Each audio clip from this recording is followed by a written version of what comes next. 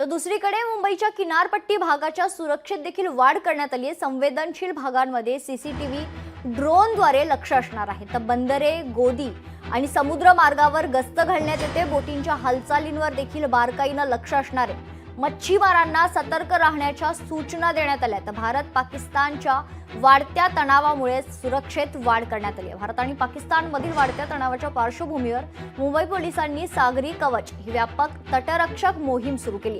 तसंच मच्छीमारांना सतर्क राहण्यास आणि बोटींच्या हालचालींवर बारकाईने लक्ष ठेवण्याच्या सूचना देखील देण्यात आलेल्या आहेत।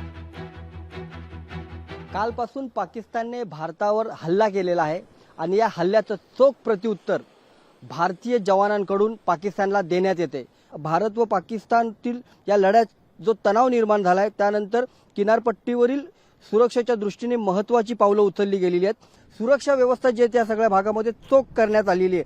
खास करून जर आपण पाहिलं तर मच्छीमारांना सतर्क राहण्याचे आदेश देण्यात आलेले आहेत। बोटींच्या हालचालीवर मच्छीमारांना बारीक लक्ष ठेवण्यात आलेले। कोणती जी अनोळखी बोट असेल किंवा आपल्या परिसरातील बोट नसेल असं वाटत असले तर लगेच याबाबतची माहिती जी आहे ती कोस्ट गार्ड विभागाला देण्यात यावी, जेणेकरून लवकरात लवकर कारवाई करण्यात येईल।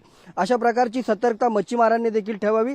जी सागरी सुरक्षेची सीमा आहे ती कोणीही ओलांडू नये आणि अशा परिस्थितीत जर तिकडे कोणीही गेलं तर त्यांच्यावर शूट अँड किल केलं जाईल, अशा प्रकारचे निर्देश जे आहेत ते काढण्यात आलेले आहेत। कॅमेरामन विनीत सोबत उमेश करंजकर, लोकशाही मराठी, मुंबई।